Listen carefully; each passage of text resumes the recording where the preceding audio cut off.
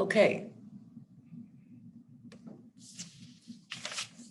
The next slide is regarding disqualification of a candidate. Again, the Board of Elections cannot take somebody off the ballot. The only two associations that can do that is the Department of Revenue and the Missouri Ethics Commission. So you can see those two reasons there. One is the 5121 form. If somebody has a complaint against a candidate, don't contact us. You need to fill out the 5121 and send that to the DOR. The MEC will also notify us if somebody has failed to file their personal financial disclosure form. So make sure your candidates are well aware of the deadlines. You can always go to the MEC website, which is mec.mo.gov. And they have a whole section over there on personal financial disclosure. The other person who can remove somebody is the circuit court. So they will notify us if somebody is going to be pulled off the ballot. And you see that last paragraph, that you're not required to verify qualifications unless your district's ordinances or the bylaws provide your authority to do so. Okay, you can always call us if you have questions. A lot of times these questions really should be given to your attorney, if you have, your city attorney, and they should have that answer for you. Okay, these are some of the frequently asked questions that Hannah and I get. Of course, the deadline for filing, we don't want to miss that. That's January the 25th at 5 p.m. That's the deadline for certification. For certification it is, yeah. The filing deadline for candidates, as I said, was the 28th. Okay, you can deliver your certification papers to us in person.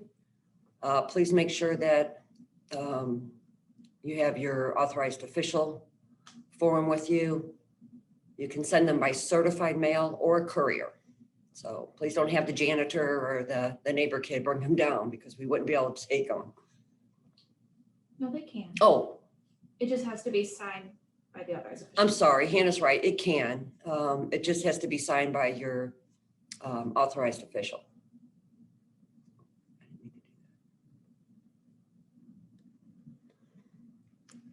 Okay, if you are not going to be holding an election, these are the reasons where if you're not going to be holding an election, what you need to notify us, what documents you would need to send us if you have to do any type of publication. Also goes over if a candidate decides to withdraw from the ballot, and that is all in statute. As long as we have them certified, we can take them off the ballot. There is information in your packet regarding the audio ballots, so you do want to make sure that you fill that out. And then we also have the write-ins. So write-ins will always be filed at our office, and that's of course going to be after candidate filing had closed, and that is usually the Friday prior to the election. Second Friday to the election, sorry. Okay. All right, your next slide is about Missouri Statute 115124. Again, what it is to qualify your candidates. If you have equal number of candidates and equal number of positions available, you still must hold the election if a candidate does withdraw from that. So most of you know what your ordinances are and your bylaws regarding if you have to run an election or not. You're welcome to always call us, or you can call your city attorney. Okay. Did Hannah think of anything else? Yeah. Okay. In the packet that we sent you were all your forms that you will need to complete. Remember that we do keep the certification for candidacy as well as propositions in the same packet. So if you're not going to have a proposition, just ignore that form, and vice versa. If you have no candidates but have a proposition, you don't need to fill both of those out. Please make sure that on your terms that you let us know, is it a council member, council person? Is it a alderman, alderwomen? However you do, in your municipality, please make sure that's right on your certification. Especially when it comes to unexpired terms. We have some times where it's an unexpired term ending in April of 2023, or just make sure you check that. Your language for your proposition. As you all know, we have that in there as far as what you can name your propositions. And always has to be a yes or no vote. Unless it's in your ordinance. Okay. We did put in there for reference your ballot wording. We prefer you to keep it less than 50 words. You know, it's not in statute, but when April elections come along and general elections, we tend to have a limited ballot page space. So we kind of like you to keep it under 50 words. If you're going to go over 50 words, give us a call and we can go over that with you if you have a long proposition. The ballot approval, once certification has closed, Hannah and I will send you out your ballot approval form. That is going to be the way the ballot is going to look for your municipality, your school or fire district. So make sure you triple check it for ballot, for errors, for grammar, all those things. And if anything changes, you still have time to change it. But once you send that ballot approval back, yeah, we're pretty much going to go with it. So, just make sure you spend your time proofing your ballot stuff. When to call your attorney. We get a lot of calls here that really should be going to your city attorney, and that's okay. You just need to call your attorney when you have qualification questions. If you have complaints about candidates not paying their taxes, of course, you need to fill out the DOR forms. We don't always know what your ordinances are, what your bylaws are. So I would check those first, and then you can call us, and maybe we can have our directors are very helpful too if we need to get them involved. Withdrawals after the certification deadline. Of course, we're going to have court orders. So please know what your court order deadlines are, when you have to have a court order and when it's just too late and we cannot pull somebody off the ballot or a proposition. Missouri Ethics Commission, very helpful website. And every year they're going to host their seminars. So they do have their campaign finance seminars. They have their municipal clerk seminars. I think their first one is going to be held on December the 9th. Yes, December the 9th. And then they have another one on the 15th. So if you go to the MEC website, you can click under their resources and they have the webinars that would really help with filing if you have personal financial questions. And you can always pick up the phone and call them as well. Okay. Redistricting. We had sent you a notice in your reminder about redistricting and what the deadline is for that. Some of you have already contacted our office regarding redistricting. So if you do have questions regarding your redistricting and your submissions, you're welcome to call Rob Ryan. He is our GIS analyst here, and Bill Hartnett. He is also here. He is our data analyst. Rob Ryan would definitely be able to help you with questions regarding your redistricting. So One of them are on the phone now. Okay, somebody has a question? Oh, Are on the phone, so if they want to take over. yeah, Rob and Bill are both standing by on the phone. Does anybody have a question regarding redistricting?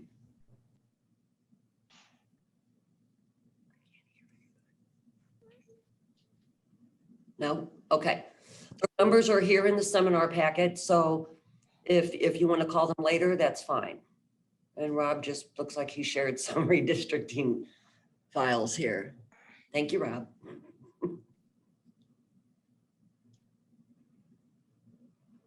Rob or Bill, do you have anything you want to say? If you are going to be cutting it close where you don't know if you're going to have the information in to us by that deadline, reach out and contact us so we know it's coming. The goal is to have everything done and in, because you guys have candidate filing that starts the next day. And we want to hopefully have all of the redistricting for all the cities and wards done as soon as possible. So hopefully by the new year, your candidates can start getting lists from us and our election information services department. So that can happen. So if you're going to be running a little late, you got to talk to us so we know it's coming, because then we can plan out the workload and we can get everything in as expeditious as possible.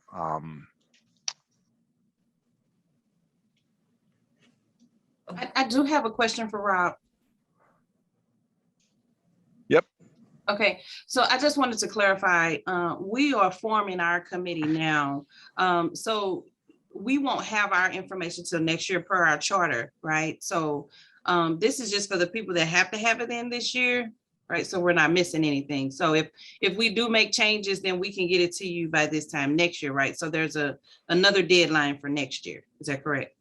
Yeah, if your Okay. charter says you don't have to do that until next, have it filed. I mean, you can get us the stuff in middle of July if you wanted to in 2022. So then your wards can get reset.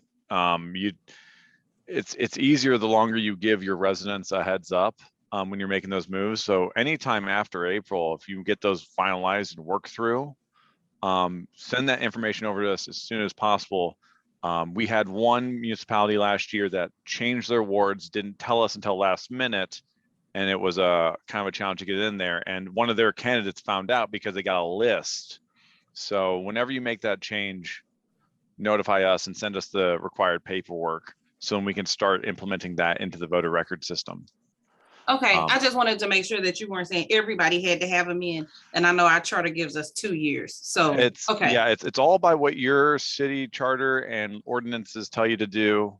Some of them don't say do it within a certain time period. Some don't say anything at all. It kind of is very varianced throughout the county. Okay, no problem. Thank you. I just want to mention that charter cities, I'm sorry, You're muted. oh, am I muted? I think so. We can still hear her. Okay, can you hear me? They can hear you. I just wanted to say that charter cities often take everything that we give you with a grain of salt, because your charter could be completely different than what state statute has. So for instance, when we keep talking about this new candidate filing deadline, if you're a charter city, definitely verify with your attorney that that timeline changes for you as well, because sometimes charter cities before this change already had different timelines. If your charter says you just follow what state statute says, it's probably going to change. But like you said, charter cities often have their own rules that they abide by. So definitely consult your attorney on that. Yeah, that was a good question.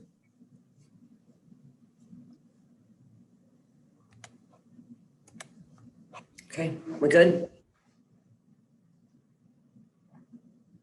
All right, thank you, Rob. Can you hear me?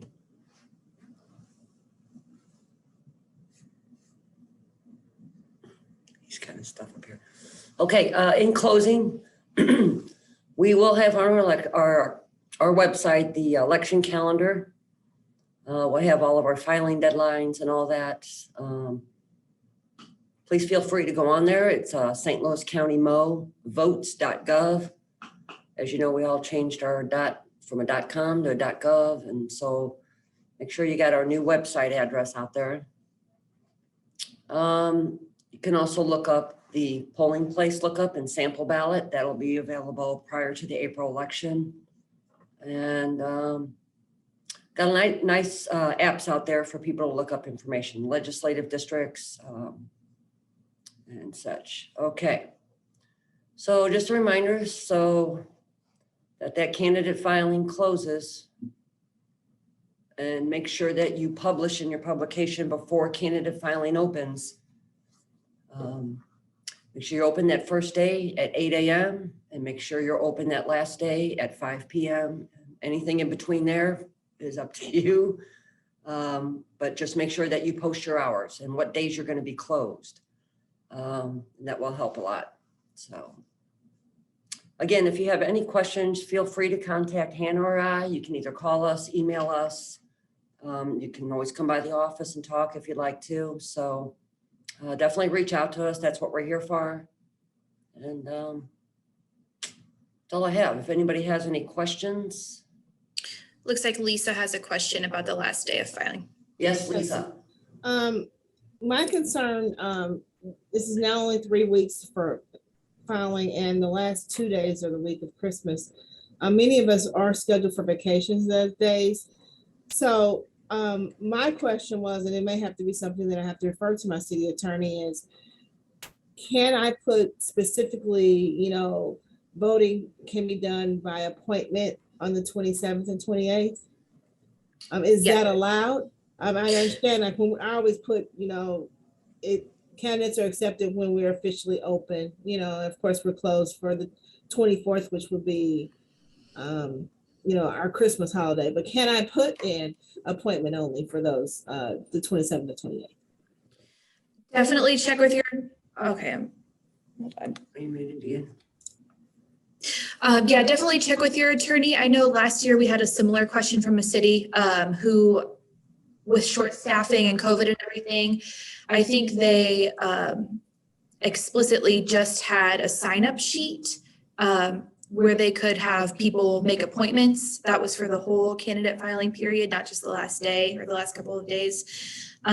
So from our understanding, that is okay. Check with your attorney that there's nothing in your bylaw that says otherwise, but that should be okay.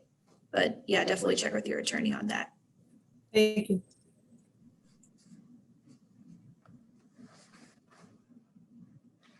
I've got one quick question. Can you hear me okay? Well, again, thanks everybody for coming. Oh, Can you hear me okay? Yes. Yes. On the authorized official signature form, for whatever reason, it looks different. And I don't know if it is or isn't, but It is. it is. Okay. The signature of official, is that my secretary of the board of directors, or is that the official that that we're submitting, the chief of the department? Whichever. Okay. So you just need Whoever to you want to be the sign the official. authorized official form. Okay, so it's The not old being form approved used by to the board. have that second space, but it was kind of confusing, so we took that out. Because it basically had someone who was given permission for someone to be the authorized official, which we didn't think was necessary. But yeah, if you can have multiple people, just have both sign it. But yeah. Very good. Thank you. Are you distributing your slide deck to participants at the end of the seminar? We can send out the PowerPoint. I'll make a note of send the PowerPoint to everyone, and we'll also Can I ask a have this question on the upright? meeting on our website in the coming days. I can probably send out this PowerPoint. Sorry, I don't have time.